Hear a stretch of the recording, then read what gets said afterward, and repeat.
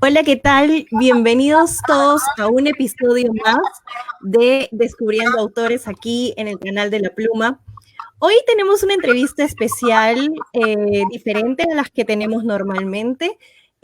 Como saben, pues estamos hoy día viernes en un horario distinto, un día distinto, pero con un tema bastante interesante que se nos ha presentado y que no podíamos dejar de pasar por nada del mundo.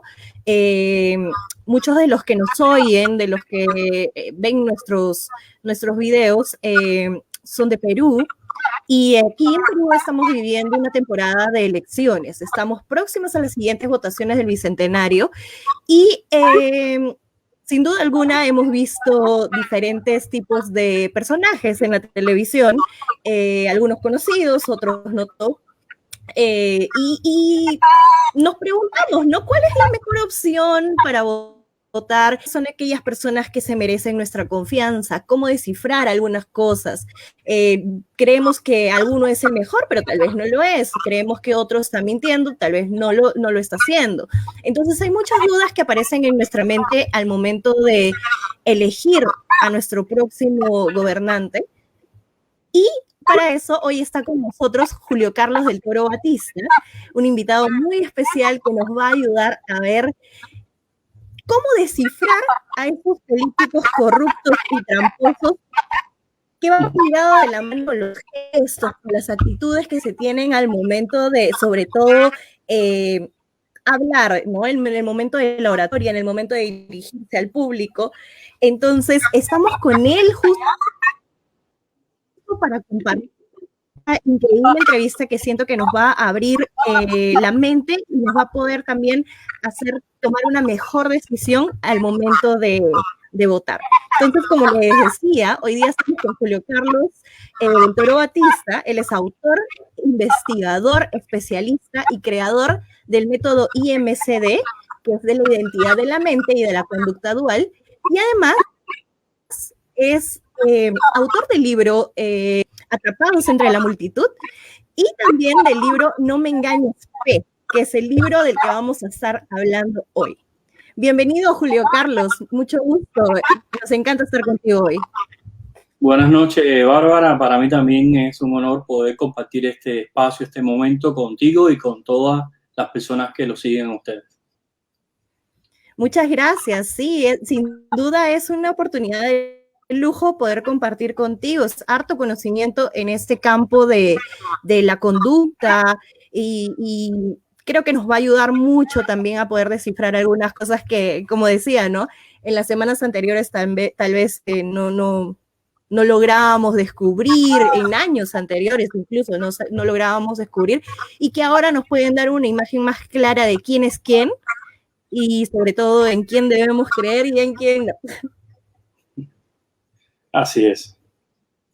Así son momentos complejos, ¿no? Donde se promete mucho y poco realmente se hace. Pero en este tiempo es un momento, como tú decías, especial, porque desde hace ya varios años que se viene tratando de traer abajo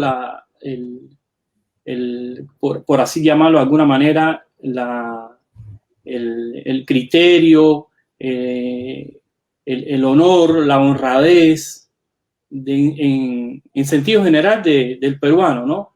Y la autoestima también se viene trayendo abajo porque nada más escuchamos a través de los medios de comunicación que las personas son malas, que el policía es malo, que el profesor es malo, que el médico es malo, y ahora, bueno, que el político es malo, que los presidentes son malos. Entonces llega el momento que uno no sabe ni en quién va a creer ni qué va a pensar sobre esto que nos está ocurriendo a todos, ¿no? Porque yo vivo aquí hace ya algunos años, 16 años, y he sido nacionalizado peruano, y también he vivido también estos momentos de angustia, de incertidumbre que se viene ya dando desde hace un tiempo, lo que ahora es un poco más complejo, más difícil por la coyuntura que se está viviendo en medio de una pandemia, obviamente, que lo hace más difícil todavía.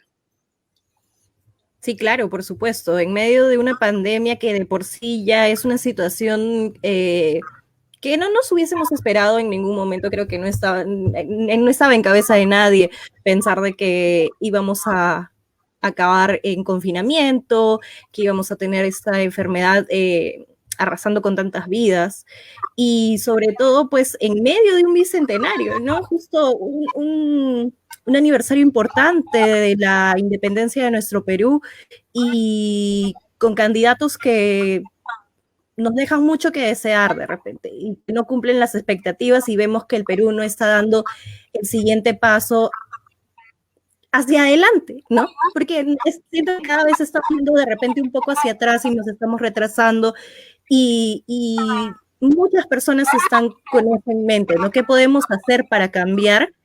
Sin embargo, también, ¿cómo hacemos para elegir una persona que esté capacitada y que de verdad quiera ayudar al cambio? Así es, ¿no? Yo me preguntaba hace unos días, ¿no? En medio de esta situación que se está viviendo de pandemia, ¿qué lleva a una persona a querer convertirse, por ejemplo, en presidente, ¿no? Cuando hemos visto que los presidentes hacia atrás, la mayoría o están presos o están siendo juzgados, investigados, la situación es caótica, pero aún así tenemos 18 candidatos que se están presentando para la presidencia de Perú, aún en medio de esta situación donde hay un antecedente que cualquiera saldría huyendo, ¿no? Y yo me he puesto a pensar, lo he conversado con mi entorno y digo, ¿qué motiva a estas personas realmente a querer tomar la dirección del país en un momento tan complejo, tan difícil y que no es solo Perú, sino se está dando en el mundo entero? Y mientras hablaba, perdóname que cambie un momento, reflexionaba también sobre cosas que me han ocurrido durante mi vida, ¿no? Y esta manera de poder interpretar a las personas, de poder descifrar qué realmente es lo que están pretendiendo decir, y sobre todo cuando se trata de la verdad o se trata del engaño, ¿no? Y cuando yo me pongo a perfilar a las personas, a los amigos, a la familia, a la gente que están en mi entorno, o a personas a veces que no me conocen, y le digo, no, pero este gesto significa esto, mover la mano de izquierda significa esto otro, si te cruzas la mano significa esto otra cosa. Y dice, pero entonces, ¿qué hago? ¿Cómo me voy a poner? ¿Qué voy a hacer? ¿No? Y yo les digo, muy simple, ser auténtico. No importa que te equivoques, siempre y cuando seas capaz de rectificar, de levantarte y sobre todo de ser honesto con los demás. Entonces les digo eso y ahí les llega un poco de calma. Otra cosa que siempre me viene a la mente es cómo comenzó todo esto, ¿no? Y viene desde la experiencia con unos amigos en la secundaria.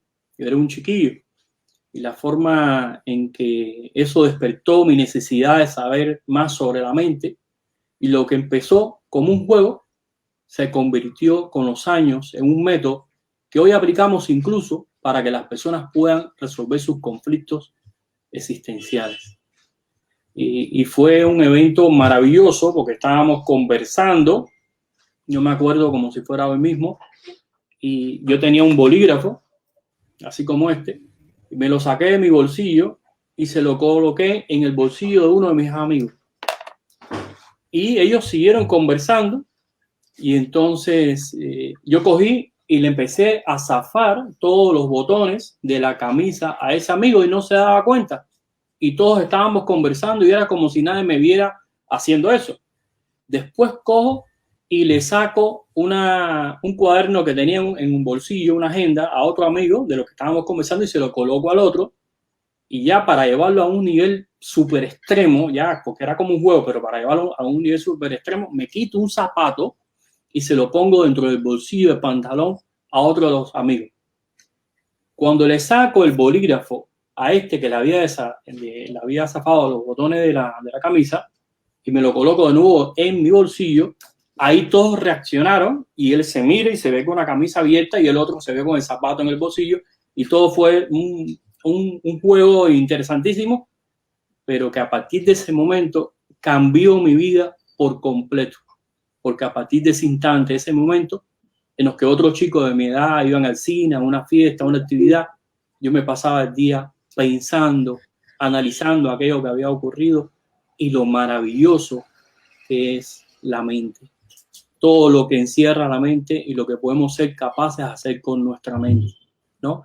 Y empecé a investigar, y este viaje de investigación me ha tomado aproximadamente unos 30 años, y he estado analizando lo mismo desde las artes marciales, boxeo, lucha, animales, personas con problemas mentales, etc. He analizado, he profundizado, he investigado toda una serie de cosas para poder llegar a las conclusiones y a desarrollar este método IMCD, Identidad de la Mente y la Conducta Dual. Y me di cuenta, por ejemplo, que los toreros ponen las banderillas, ¿no? Le hacen así, la colocan en el toro, pero me di cuenta también que los políticos hacen el mismo gesto, ¿no? Hacen así como si pusieran la banderilla también al pueblo, en este caso, a ese toro que representa el pueblo, y empecé a buscar las coherencias, empecé a analizar, a profundizar, y me pareció interesantísimo lo que se estaba dando ahí, ¿no? Que representa que va cansando, va agotando a ese pueblo, ¿no? Con lo que está expresando, ¿no? También sobre los toreros mismos, cuando coge la capa y tiene la espada, ¿no? Y va a clavarle ¿no? También algunos de los políticos hacen ese gesto como si fuera la estocada, ¿no? Y entonces me pareció interesantísimo y seguí profundizando, investigando, y fue algo exquisito. Pero una de las cosas que más me ha agradado durante todo este tiempo y que me da mucha satisfacción es cuando se perfila a las personas, se ayuda a las personas a resolver los conflictos que tienen por años y que no hay manera que puedan resolverlos. Y esa persona dice, hace una aspiración: ahora entiendo qué es lo que me pasa. Esa expresión de ahora entiendo qué es lo que me pasa, a mí me da y me ha dado una satisfacción, una gana, unos deseos, una fuerza de seguir en esta investigación, una fuerza de seguir hacia adelante. Con el mismo síndrome de Tourette, que los niños que tienen los tics y esas cosas, hemos atendido a algunos niños y se decía que era imposible, ¿no?, poder ayudar a estos niños con este método, y lo aplicamos, y en pocas sesiones aquel niño que hacía cantidad de reacciones, en poco tiempo dejó de hacer todas aquellas mímicas, todos aquellos tic y todas aquellas expresiones que hacía con su boca, con sus palabras, ¿no? Y todo eso es un cúmulo de cosas bonitas que han venido sucediéndome a mí y al equipo que ya trabaja conmigo de profesionales, y ha sido muy, muy bueno poder sentir ese alivio de ayudar a los demás en sus conflictos existenciales. Claro que sí, claro que sí. Lo que nos cuentas es un tema diferente. Digamos que por un lado tenemos todo el tema político del que conversamos, de cómo leer las respuestas del cuerpo que da una persona, y por otro lado poder ayudar gente que tiene problemas de salud, problemas que son de repente difíciles para la sociedad, pero que esas herramientas pueden ayudar a que tengan una mejor vida, de que conecten mejor con otras personas. Así es. Mira, una de las cosas también complicadas son las carencias existenciales, emocionales y afectivas. Y hemos descifrado, perfilado, visto cómo estas carencias que tienen algunos políticos, cómo es que la llevan, la transmiten a su actuar en la posición que le corresponda, por ejemplo, un presidente. Y hemos detectado, por ejemplo, que el que decide en las acciones de ese gobierno como presidente no es ni el mismo presidente. Puede ser la esposa, puede ser una empleada, puede ser el que cuida la puerta, porque ayuda, alimenta la carencia de ese hombre, y esa carencia él la lleva como reflejo, ¿no? La lleva a su posición, a sus decisiones, inclusive a las leyes, a veces que crean las leyes y las decisiones están avaladas por una carencia existencial, emocional o afectiva. Y yo le digo a las carencias, le digo el mal que engendra todos los males, porque camina con nosotros como un fantasma, no te das cuenta, te hace tomar malas decisiones, te hace tomar, no sé, escoger una pareja que es realmente lo que estás buscando. En el caso de una mujer, por ejemplo, de repente está buscando un papá, ¿no? Porque el papá la abandonó, la dejó, etcétera, está buscando un papá y está con una pareja que le de cierta manera satisface esa carencia, ¿no? Llena, cubre esa carencia. Y por mucho amor que este hombre le brinde a esa mujer, nunca va a satisfacer la necesidad de ella porque es el amor de pareja que él le está dando, pero el amor que necesita ella es el amor de papá y terminan separándose y a veces, muchas veces, lamentablemente, llegan hasta tener hijos y estos hijos entonces empiezan a desarrollarse, a crecer bajo una separación que es lo peor que pueda ocurrirle a un niño, ¿no? En estos momentos. Claro, por supuesto que sí. Eso me lleva a una de las preguntas claves que teníamos para empezar esta entrevista, ya entrando también un poco más al tema político, que es el que nos trae el día de hoy aquí reunidos. Y es que si cuando el título del libro lo dice, no me engañes, P. Entonces, ¿qué diferencia existe entre el engaño y la mentira? ¿Cómo podemos diferenciarlas? ¿Y por qué es importante saber esto? Bueno, el mundo se mueve a través de pensar si la persona te dice verdad o si la persona te dice mentira. Todo se basa en eso. Inclusive todos los métodos que hay de interrogatorio, investigaciones y demás se basan en que si la persona está mintiendo, ¿no? Uh-huh. Y hay veces nos olvidamos del engañar. Y hay una diferencia marcada entre mentir y engañar. Inclusive cuando yo escucho a los políticos, pensamos que están mintiendo, pero no están mintiendo. Lo que están haciendo es engañando a la población, engañando al pueblo, que es muy distinto, ¿no? Por ejemplo, mentir es una reacción involuntaria de la persona cuando se siente vulnerable y cree que algo la puede poner en riesgo. Eso es mentir. Pero el engañar es un acto voluntario de la persona, cuando premeditadamente busca un beneficio que termine perjudiciando a otros. El engañar lleva toda una estructura, toda una logística. Se involucran diferentes personas, que yo le digo actores, se involucran diferentes actores. Estos pueden ser voluntarios o involuntarios. A veces ni saben que están siendo utilizados por este personaje. Entonces, cuando tú engañas es porque estás creando todo un mecanismo, ¿no? Donde estás creando una estructura, donde estás involucrando a personas, donde estás buscando un perjuicio hacia los demás. Es mucho más complejo. No se trata de, por ejemplo, hay una mujer traiciona a un hombre, se va a ver con su pareja fuera de la relación y eso no se puede ver como que está mintiéndole a su pareja. No, la está traicionando. Y eso es un engaño porque ya ha planificado a qué hora se va a ver con ese hombre, cómo va a quedar, cuántas cosas le va a decir a su esposo para poder lograr su objetivo, etcétera. Entonces es muy marcado lo que es mentir, que es involuntario, cualquiera miente, todo constantemente estamos mintiendo, ¿no?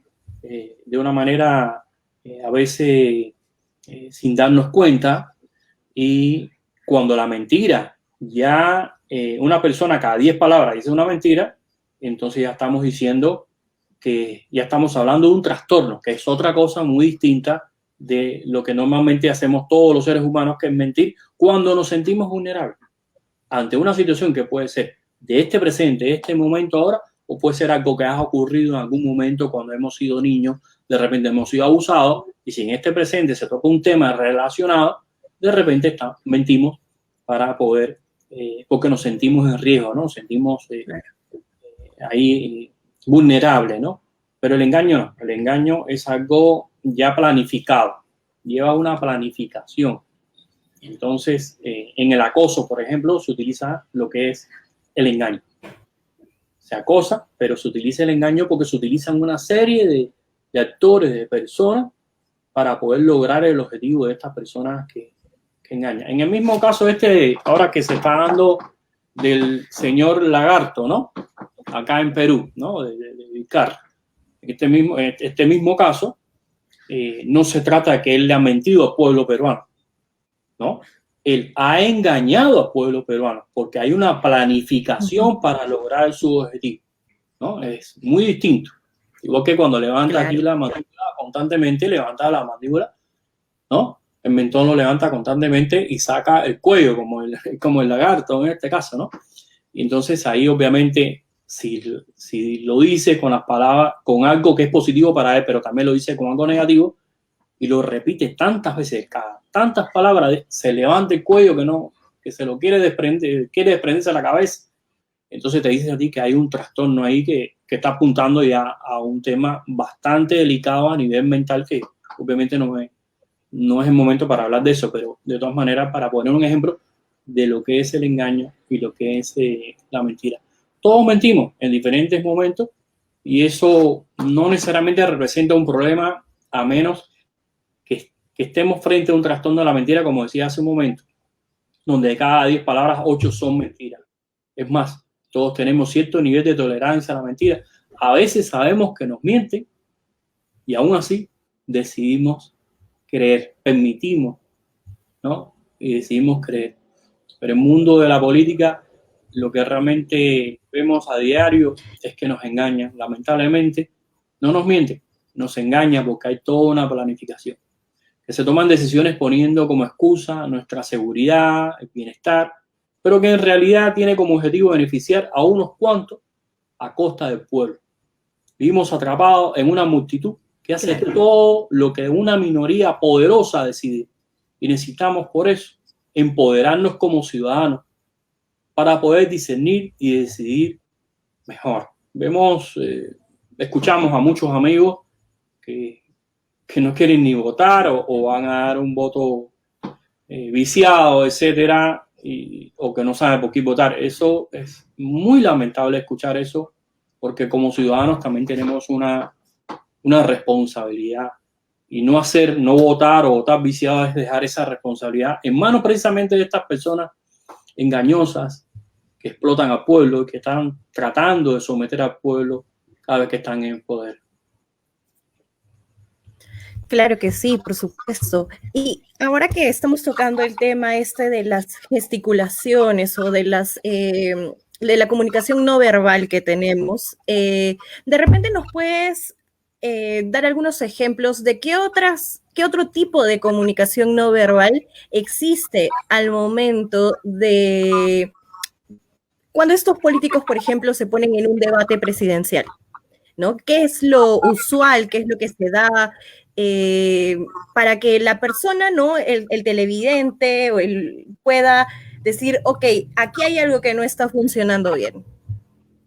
Bueno, primero con tu permiso, quisiera referirme a lo que es la conducta dual, que es el motivo de mi investigación, ¿no? Descubrí, no hablando de la dualidad, de que dentro del ser humano existe una parte buena y una mala, una parte oscura que está pensando en mal, en hacerle daño a los demás, porque a través de mi investigación de más de 30 años he descubierto de que eso no es así como algunos autores plantean. Descubrí que sí existe una dualidad. Algunas personas sostienen que el ser humano es dual, en el sentido que tiene un lado bueno y un lado malo. Pero, como decía hace un momento, eso no es así. La conducta dual es aquella que integra el modo de ser de una persona. Yo lo llamo conducta identidad. Y cómo actúa para ser reconocida por los demás, que yo lo llamo conducta personalidad. Es decir, todos tenemos un lado consecuente y un lado complaciente que interactúa constantemente. Ambas conductas se expresan a través del lenguaje verbal y no verbal. Es decir, no se trata solamente del lenguaje no verbal, sino también del lenguaje verbal, pero ambas se expresan, es decir, las dos conductas de identidad y personalidad se expresan a través del lenguaje verbal y no verbal. Y cuando aprendemos a identificar cada conducta, se abre un universo de posibilidades que se pueden aplicar a todos los aspectos de nuestra vida. En el caso de este libro, lo hemos aplicado a la política para las alternativas, porque las alternativas son infinitas. A través de mi investigación sobre la conducta del ser humano, logré identificar que el lado izquierdo del cuerpo representa a la identidad, o nuestro lado consecuente. El lado derecho del cuerpo representa la conducta, personalidad, o nuestro lado complaciente. Somos consecuentes cuando somos leales a nuestras convicciones. Somos complacientes cuando le damos más importancia a aquello que creemos que los demás puedan aprobar o desaprobar de nosotros. Es decir, si yo como político digo con mi mano izquierda voy a poner agua, la probabilidad de que lo haga es muy alta. Pero sin embargo, si lo hago con mi mano derecha y digo les voy a poner agua, eso jamás va a ocurrir. Si ahora vemos en este caso es yo te voy a poner agua porque quiero que tú votes por mí, que te sientas como que de verdad voy a hacer eso por ti. Claro, es populismo, ahí está siendo complaciente, ¿no? Ahí está diciendo, les voy a poner agua, pero eso no le interesa a esa persona, porque no es algo que él tiene integrado, que tiene la convicción. Si lo hace con izquierda, está hablando con convicción. Obviamente, esto hay que ponerlo en un contexto de lo que se esté hablando y también a veces hay que tomar otras reacciones de gestos que ese político está teniendo para tener una evaluación más precisa, ¿no? Acertada, claro. Para poner un ejemplo rápido, con izquierda es como si yo dijera la verdad, pero con la derecha es como si yo quisiera complacer a los que me están escuchando, ¿no? Pero no es lo que yo voy a hacer. Con izquierda lo voy a hacer, con la derecha no lo voy a hacer. Es algo que hay que tener en consideración, ¿no? Digamos que como que, ok, con la izquierda es algo que me sale del corazón, que sinceramente yo quiero hacer. Y con la derecha es como, de repente, no estaba en mi plan de acción, pero ya que me lo estás preguntando, sí, lo voy a hacer. Claro, pero no lo haces nunca, no lo vas a hacer. Pero no lo haces. Ajá. No llegues a hacerlo porque estás siendo complaciente con aquel que te está escuchando. O sea, es decir, la identidad se relaciona mucho a lo que uno cree de sí mismo, no es la opinión de uno, pero la mano derecha que representa a la personalidad está muy relacionada a lo que creemos que creen de nosotros. Entonces, por eso le decimos que una es consecuente, la izquierda, y la otra es complaciente, la derecha. Sin embargo, debo aclarar que esta dualidad de la conducta, mientras tenga un equilibrio, nos hace auténticos. Ojo, nadie es 100% consecuente todo el tiempo, eso es imposible. Y nadie es 100% complaciente las 24 horas. Pero si llevamos esto al escenario político y vemos que un político en su discurso es predominante, complaciente, entonces sabemos que no hay suficiente convicción, firmeza, honestidad o compromiso con aquello que propone o que supuestamente defiende. Es lo que conocemos como populismo, o peor, podríamos tener al frente a un lobo disfrazado de oveja. Recordemos que los políticos no solo buscan complacer a los electores, sino también a quienes están detrás, asesores, benefactores, aliados estratégicos, entre otros. Por supuesto, qué interesante este tema, porque es algo que no lo sabemos así nomás, que de repente es una información que no la tenemos muy a la mano, y al momento que escuchamos un candidato, lo que nos importa es lo que sale de la boca, más no estamos evaluando ciertas conductas. Evidentemente hay mucha gente que no lo hace, y nosotros al leerlo o al escucharlo, probablemente nos tome. Hay una curva de aprendizaje para poder comenzar a leer estos gestos. Entonces, sí me parece súper interesante. Ahora, una pregunta, Julio Carlos. ¿Es posible también que alguno de estos políticos estén entrenados en la conducta para saber qué gestos tener al momento de dar un speech?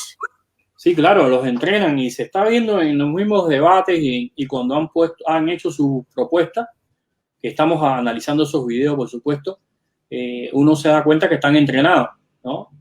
El mismo presidente actual, el Sagasti, cuando uno lo escuchaba antes de ser presidente, era más auténtico. Ahora que es presidente, parece un robot cuando está hablando, porque está leyendo, porque le marcan pautas de cuándo tiene que mover la mano izquierda, cuándo tiene que mover la derecha.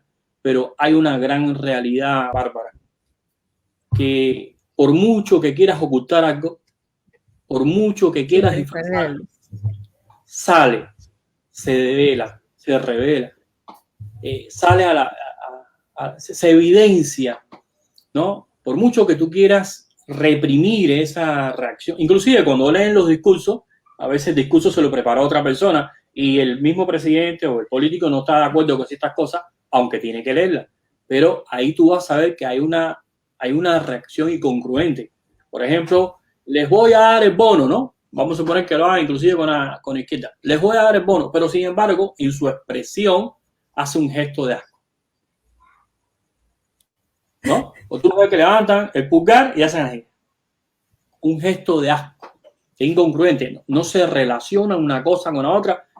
Y tú dices, wow, si esta persona política tiene ese gesto de asco, ¿no? Sobre algo positivo que dice que nos va a dar, que nos está proponiendo, que nos va a resolver, entonces estamos hablando de algo fatal, ¿no? Porque ya no solo está engañando, sino que él mismo tiene una reacción que está marcando un acto bien definido, donde está expresando más allá, se lo está tomando personal, por decirlo de alguna manera, ¿no?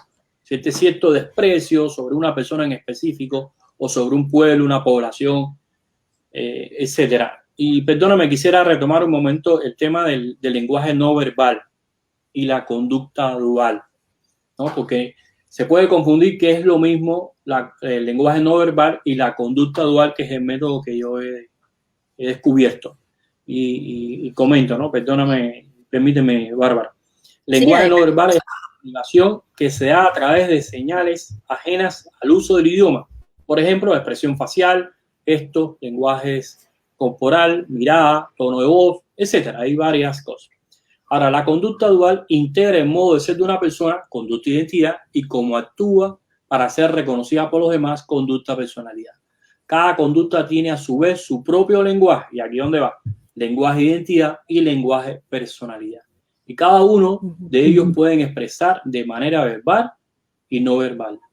Es decir, la conducta dual se expresa, ¿no?, a través del lenguaje, identidad y personalidad, que se expresa por el lenguaje verbal y no verbal. En resumen, no es lo mismo la conducta dual y el lenguaje no verbal. Este último es una de las herramientas de la conducta dual. En este caso, para que quede así bien claro. Bárbara, una de las cosas también importantes del libro es que no tienes que ser un especialista, ¿no? No tienes que pasar una universidad, no tienes que pasar un curso, el libro es una guía práctica. Ahí está, ¿no? El libro es una guía práctica que fácilmente tú lo abres y te vas a encontrar una serie de imágenes con descripciones que te van a decir qué es lo que realmente ese político te está transmitiendo en el contexto que está hablando, de lo que se está hablando, ¿no? Y no solo ahora porque tenemos que saber elegir y elegir bien, ¿no?, sino posteriormente, cuando ya ese candidato se convierte en presidente, que venga en su discurso a decirnos las cosas buenas y maravillosas que nos quiere ofrecer y dar. Con esta guía podemos descifrar qué tanto de cierto es lo que nos está proponiendo, o si nos está simplemente meciendo, engañando, nos está haciendo perder el tiempo, o simplemente es un corrupto, ¿no? Claro que sí, justo era lo que te iba a preguntar, ¿no? Si cualquiera de nosotros podríamos entrenarnos en esta guía.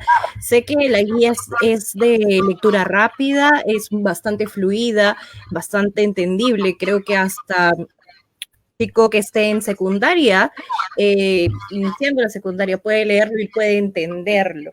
Pero ¿podemos todos aplicar esto? ¿Es posible que un ciudadano de a pie simplemente pues lo lea y sepa cómo aplicarlo? cualquier persona puede aplicarlo, porque aparte en lo que es el final del libro, ¿no? Viene una referencia de lo que significa cada foto, ¿no? Entonces, si tú quieres, puedes ir a la parte final del libro y ahí te va a llevar a la página que tú quieras. Pero aparte de eso, vienen primero todo lo que es con las dos manos, después viene con una sola mano, con la derecha, con la izquierda, y así sucesivamente. Por ejemplo, mira, esta misma, a ver si lo logro poner, esta misma imagen que lo hacen bastante los políticos, no sé si se ve bien, ¿no? Así que hablábamos, ¿no? Del torero. Por ejemplo, lo voy a leer un momento, permíteme. Dice, cuando señala hacia el frente con los dedos índices de ambas manos, este gesto indica que el pueblo es quien tiene que resolver o solucionar el problema. ¿Sí? Los voy a ayudar, ¿no?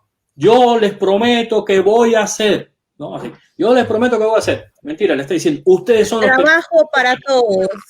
Entonces, así, trabajo para todos, ¿no? Ustedes son los que tienen que trabajar, ustedes son los que se la tienen que arreglar como puedan, ¿no? Entonces, el conocer, tener la guía en la mano, ¿no? Porque ahora todos tenemos un celular, todos tenemos, ¿no? Hay televisor, etcétera. Fácilmente tú puedes pausar, parar el video un momento y reflexionar sobre lo que se está diciendo, ¿no? Por ejemplo, una de los gestos que se relaciona a lo que es el populismo, etcétera, casi siempre se colocan las manos en esta posición, ¿no? Puede ser así, pero y puede ser así, ¿no? En esta, a ver, así, en esta posición, ¿no? Entonces tú lo ves, cuando hablan así, es populismo. No creas ni una sola palabra lo que está diciendo, porque es para enredarte, es para que tú votes por él, es para sacarte la plata del bolsillo como un mago sin que te des cuenta cuando pones las manos así, ¿no? Que no es lo mismo que inviertas las manos y hables de esta manera, que ahí sí es muy positivo, ¿no? Ahí sí es muy positivo las propuestas, ¿no? Entonces, hay algunos que tú ves ahí que hablan y hacen así, pero con la derecha, ¿no? Entonces, eso es fatal, no va a hacer absolutamente nada, no tiene nada que ver con nada. Entonces, es bastante interesante que el ciudadano, como tú decías, de a pie, ese peruano y peruana, esos hombres y mujeres, se puedan empoderar. También tienen derecho a tener los recursos. Si bien en algún momento nos han quitado todo, ¿no? Este es el momento, a través de esta guía, de poder empoderar al ciudadano, de poder que este peruano, esta peruana, tome el control de su vida, pueda tomar el control de lo que quiere elegir, de lo que está escuchando y de lo que está pensando. Y, por ejemplo, también hay otra, aquí mismo en el libro, por ejemplo, hay otro capítulo. Julio Carlos, yo quería hacerte una pregunta bastante puntual porque tengo en mente, o sea, tengo dos cosas en mente. Uno es esta actitud cuando hablan haciendo esto, ¿no? Siempre he visto mucho este gesto y el segundo va más hacia las cejas, el movimiento de las cejas al momento de estar conversando. ¿Qué nos puedes comentar acerca de ello? Bueno, mira, vamos al primero, vamos a buscarlo aquí mismo en el libro. Qué manera mejor, ¿no? Después buscarlo aquí en el libro. Esta es la pose que tú dices. A ver, ¿cómo lo coloco? Aquí está. Ajá. Algo así es, ¿no? ¿Cierto? Sí. ¿Ves? O este otro, ¿no? Este otro acá. Claro, están en esta posición o como si estuviera besando incluso. Pero fíjate que estas dos son distintas, pero esta es creo que de la que tú hablas, ¿no? Esta es la que tú hablas, fíjate, aquí dice, permíteme leer un momento. Cuando une las palmas de las manos con los dedos apuntando hacia arriba a la altura del mentón o del pecho, este gesto representa el pedido para llegar a un acuerdo. Es para llegar a un acuerdo. Ahora mira esto. Que este lo hace Toledo en una de sus intervenciones. Toledo ha sido bastante, esto lo voy a poner momentáneamente porque no puedo mostrarlo en televisión. Aquí está. Esto es un gesto que hacía él. Fíjate, ese gesto, ¿no? que hacía bastante Toledo, mira, dice, este gesto representa el pedido para llegar a un acuerdo, pero con temor de no conseguirlo. Es decir, es un pedido que se hace, está así, siempre aparece mucho así. Quiere que eso se resuelva, ¿no? Quiere que, pero tiene el temor, porque se estaba tapando la boca acá con unas manos, tiene el temor de que eso no se vaya, no se logre, ¿no? Entonces, no se logre. Claro, esto se podría dar en el caso, por ejemplo, de muchos políticos o muchos gobernadores, en este caso, que tienen una bancada grande en contra y quieren llegar a un consenso, pero saben que van a haber problemas y de repente eso no pase a segunda instancia. Así es. Así eso pasa. ¿Cuál era el otro gesto que me decías? Con las cejas. No sé si hay algo que tenga que ver, porque si nosotros nos dimos cuenta, no sé quiénes pudieron ver la entrevista del presidente Biden hace unas semanas, él es con un teleprompter, ¿no? Y estaba leyendo su discurso. Y había momentos en los que sus cejas saltaban mucho, que yo sentía que él mismo estaba sorprendiendo de lo que estaba leyendo.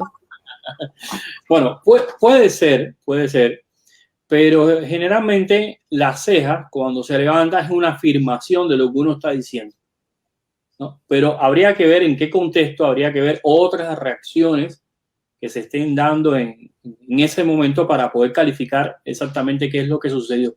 Pero generalmente cuando yo estoy hablando y estoy levantando la ceja constantemente, porque esto es un sí. Es decir, tú le preguntas, ¿tú me quieres? Y si la persona es así, significa que sí, ¿no? Esto es un sí. Ahora, es muy distinto si levanta una de las cejas, ¿no?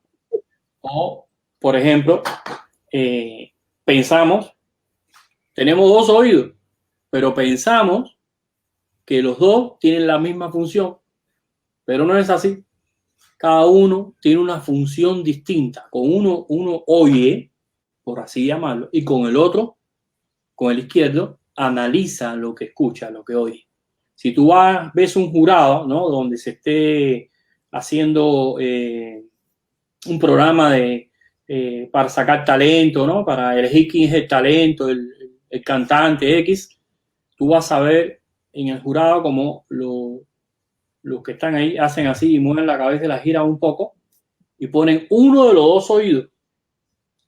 Inclusive puedes detectar si eso que está ocurriendo ahí es una cosa elaborada, falsa, totalmente, o si es algo espontáneo, ¿no? Y inclusive a veces ellos se emocionan, se suben encima de su sillón, ¿no? Hacen cantidad de gestos, pero a veces esos gestos todos son falsos, son programados, no son sinceros, no se muestran con sinceridad, pero cuando tú ves que ese jurado hace así y gira la cabeza mostrando el oído izquierdo, entonces le está prestando atención a lo que está escuchando, está buscando dónde están, si están bien en notas, si está afinado, si no está afinado, etcétera. Es decir, si la naturaleza, Dios, etcétera, nos dio dos oídos, es por una razón. Si nos dio dos ojos, también es por una razón. Pensamos que los dos ojos ven iguales, pero tampoco es así. Uno observa y el otro analiza. Y esto nos dice cómo es que los seres humanos vemos nuestra vida, vemos diferentes situaciones. Entonces, generalmente uno analiza y observa, o a veces observa y analiza. Esto es como, por ejemplo, un jardín. Y si tú observas y analizas, tú lo que vas a ver, vas a escoger dentro de ese jardín una rosa, esa primera que viste, ¿no? Y después te vas a dar cuenta que existe un jardín. Pero cuando tú analizas y observas, lo primero que tú ves es ese jardín y la gama de posibilidades, la cantidad de rosas que hay, y recién ahí observa y escoges la mejor de todas ellas. Y eso en nuestro día a día marca una enorme diferencia a la hora de ver nuestra vida, a la hora de analizar las cosas que nos van ocurriendo. Claro que sí, qué interesante, que parece, es todo un mundo totalmente distinto y me llama muchísimo la atención poder aprender más acerca de esta comunicación, de esta conducta dual, del por qué gesticulamos de repente de alguna forma, por qué utilizamos la mano y también eso de ahí creo que nos sirve muchísimo, no solamente para aprender a leer a las personas y saber si nos están mintiendo o no nos están, o si nos están engañando o no nos están engañando, sino que además nos sirve porque creo que es una herramienta súper importante para muchos profesionales al momento que quieren vender una idea en la que ellos confían, creen y quieren lograr un cambio, y eso puede comunicar mucho a la empresa y puede ser el factor clave al momento de que elijan o no elijan lo que tú estás proponiendo. Así es. Mira, hemos analizado, en algún momento hemos perfilado a un orador delante de un público X y hemos visto el impacto que ciertas palabras de ese orador tiene en ese grupo de personas que lo está escuchando. Y hemos visto también que hay palabras que a las personas ni les interesa. Pero hay veces el orador no sabe y hace hincapié en aquellas palabras que no le interesan a ese público. Y entonces nosotros hemos hecho eso en tiempo real, con varias cámaras, etcétera, en tiempo real, y le hemos dado después las indicaciones al orador para que se dé cuenta de los fallos que ha tenido y que no ha podido lograr el objetivo, a pesar que ha hecho una enorme inversión, ¿no? Mira, es interesantísimo. Tener esta guía, hacer uso de esta guía en nuestra práctica, uno va logrando poco a poco la experiencia, obviamente, y es de gran utilidad ver videos, hacer pausa, retrocesos, analizar al detalle para poder sacar las mejores conclusiones y no olvidarnos de algo muy importante, que es el contexto en el que se desarrollan los gestos. No podemos sacar falsas conclusiones o conclusiones anticipadas.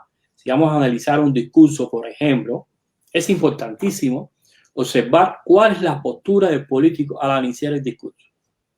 Ahora mismo, en las mismas estas debates presidenciales, que cuando la Cámara hace una toma panorámica, ¿no? Ya pasando por todos los podios, ahí ya desde ese momento te dice cómo va a ser el discurso de esa persona, sin hablar una palabra, nada más por la posición de las manos sobre el podio, debajo del podio, detrás del podio, ya te va a decir cómo va a desarrollarse el discurso de ese candidato. Lo hemos estado analizando y ha sido súper exquisito el tema, ¿no? Porque, por ejemplo, cuando tú estás con tus manos encima del podio, eso significa seguridad. Pero si ahora tú estás con los brazos cruzados, estás detrás del podio, o tus manos están debajo, o están sobre tus genitales o sobre tu estómago, estás hablando inseguridad. Como ocurre, como ha ocurrido en muchos casos. Si está con los brazos cruzados, también significa, porque si tienes el izquierdo, significa que estás defendiendo tu posición, y si está del derecho, significa que vas a imponer tu posición, tu criterio sobre lo que se esté dando en esos momentos. Y nada más, eso. Mira, en una oficina entra una persona y desde que entra ya se sabe cómo se va a desarrollar toda la conversación con esa persona, y es sumamente exquisito. Y otra cosa que debemos analizar en estos casos es la mirada, las manos que tienen la misma dirección. Si tú ves que como hemos visto ahora ahí en los debates, ¿no? Si la mano está en la misma dirección de la mirada sobre lo que está hablando la persona, bacán. Si es la izquierda, obviamente. Pero si la mano está en una dirección y el candidato está mirando para el otro lado cuando habla, ¿no?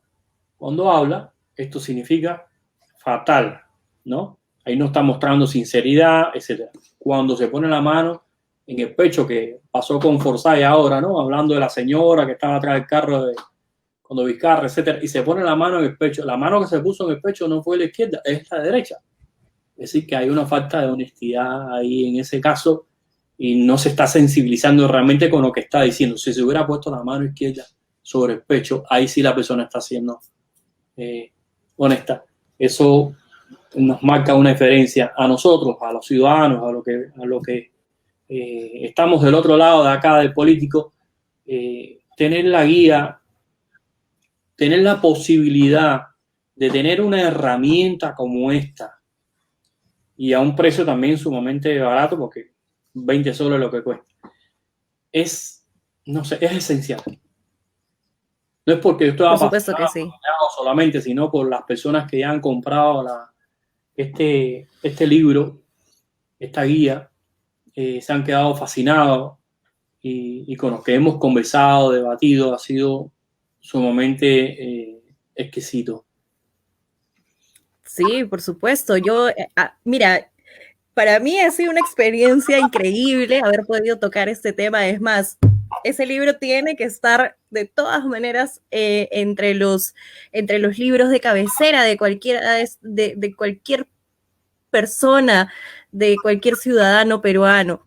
Sin duda nos va a ayudar muchísimo, no solamente para estas elecciones que ya se vienen, sino para futuras elecciones, para poder enseñarle a nuestros hijos, compartirles educación, compartirles herramientas que puedan ayudarlos a crecer y a identificar en qué momento algo no está bien, en qué momento las cosas están yendo de buena forma, qué se va a cumplir, qué no se va a cumplir, si alguien nos quiere engañar, ¿no?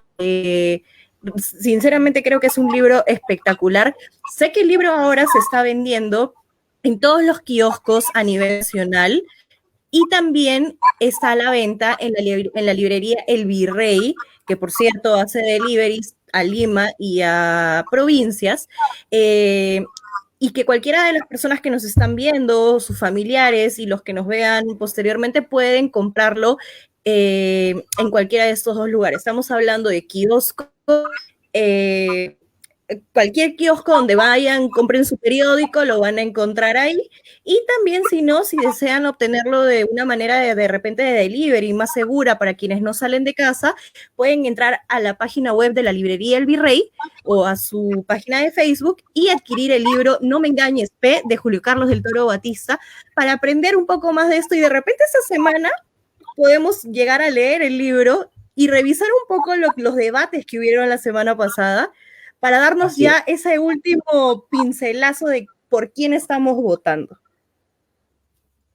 No, permíteme un momento, quiero compartir con todos los que nos están escuchando, la gente que te sigue, que amorosamente te sigue, quiero compartir que tenemos un canal de YouTube denominado BME, Verdad, Mentira y Engaño, desde el cual lanzaremos a partir de la próxima semana el programa BM para analizar los gestos de los políticos en el debate presidencial este que se ha recién concluido, aplicando el conocimiento de la conducta dual. Ahí los espero para que también en tiempo real estén con sus libros, con sus guías en la mano y poder compartir un momento de reflexión en el análisis de estos políticos. Espero haber contribuido con un granito de arena para empoderarnos como ciudadanos y que podamos pronto tener gobernantes que sí merezcan una oportunidad, como digo en el libro. Debemos tener presente que una de las cosas más hermosas que puede lograr un ser humano, Bárbara, es ser auténtico y mostrarse tal como es, con todas sus virtudes y sus defectos. Eso no es malo.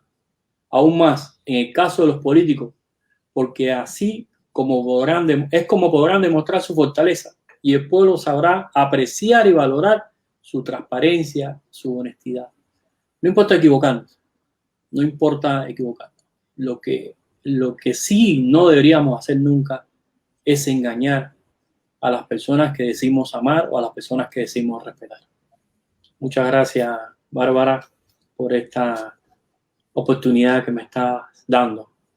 Y espero... No, gracias a ti, Julio Carlos, de verdad, ha sido una entrevista muy buena. Tenemos una cantidad increíble de comentarios de muchas personas que ya han leído el libro y que lo recomiendan. Dicen, ya estoy practicando con el libro. Muy buena entrevista, súper interesante, es muy cierto lo que dice. Veo muchísimos comentarios muy positivos alrededor del libro y de tu persona, lo cual me parece excelente que ya el libro pueda estar en manos de muchos ciudadanos para ponerlo en práctica, para comenzar aplicar estos conocimientos y también analizar qué es lo que está ocurriendo a nuestro alrededor. Yo no quiero irme de la entrevista sin antes hacerte una pregunta. Sin entrar en debates y sin entrar en favoritismos ni nada, ¿no? Esto es para el pueblo. Según tú, ¿cuáles son, vamos a poner, un candidato que tú consideres que es el que más engaña y un candidato que es el que menos engaña, por decirlo de alguna manera, o el que más gestos tiene que dejan mucho que desear, digámoslo de esa manera?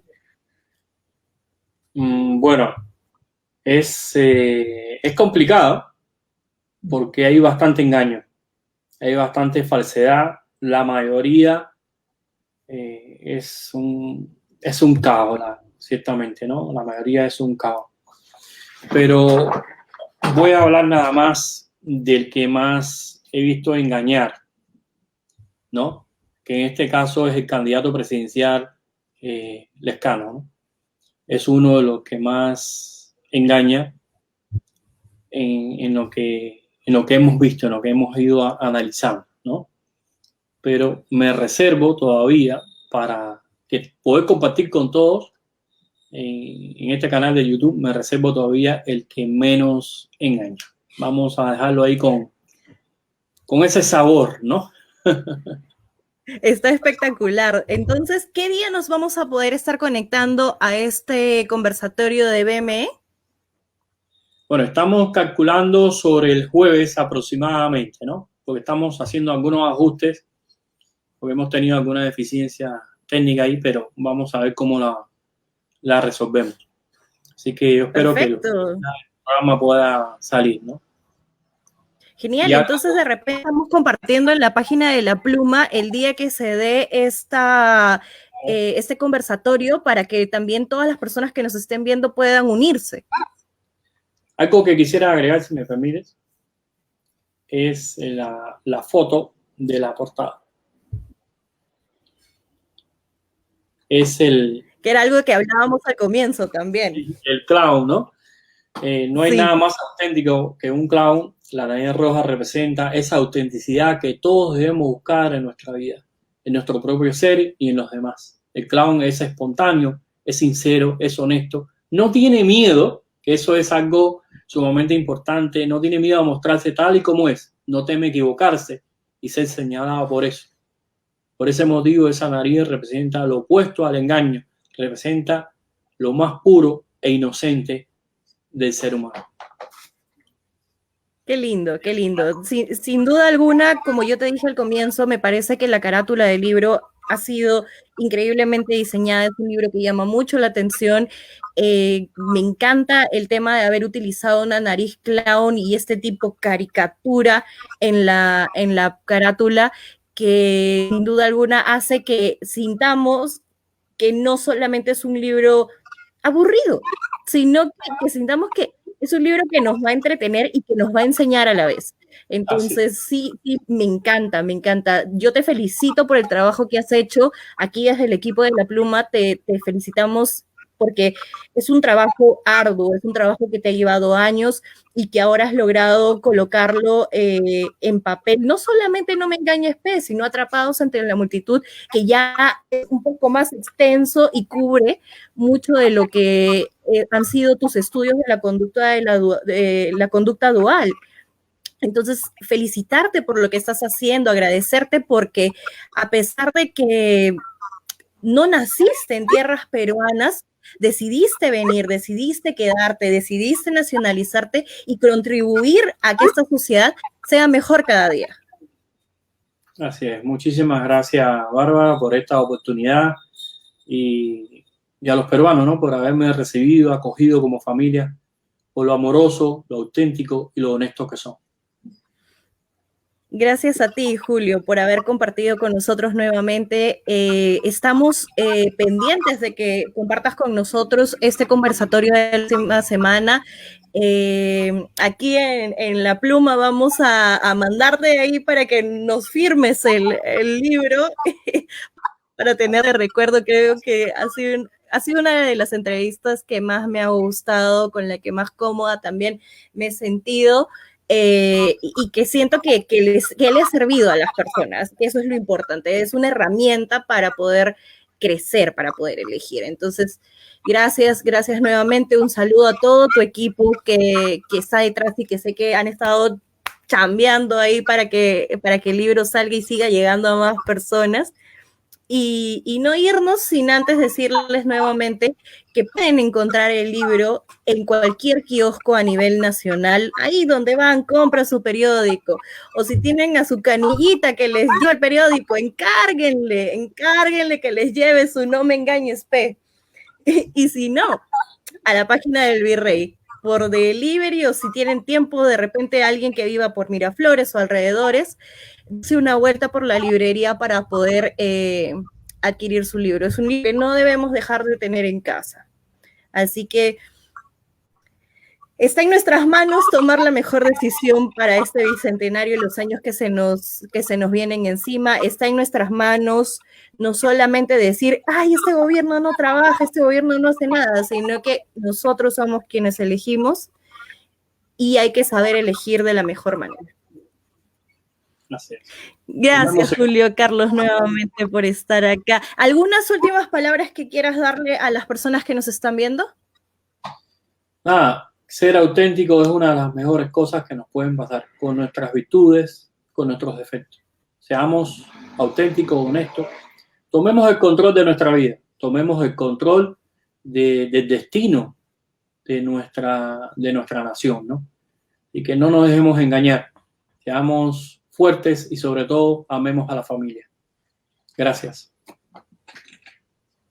Gracias a todos. Ahí nos quedamos con una frase a reflexionar. Tomemos control de la nación. Nosotros somos quienes decidimos y nosotros mismos somos el cambio. Así que gracias nuevamente por haber compartido estos casi una hora juntos aquí hablando de No Me Engañes P. Y nuevamente, un abrazo a todos. Nos vemos en la siguiente entrevista. Y gracias, Julio Carlos, y un abrazo enorme para todo el equipo. Chao. Gracias. Chao, nos vemos.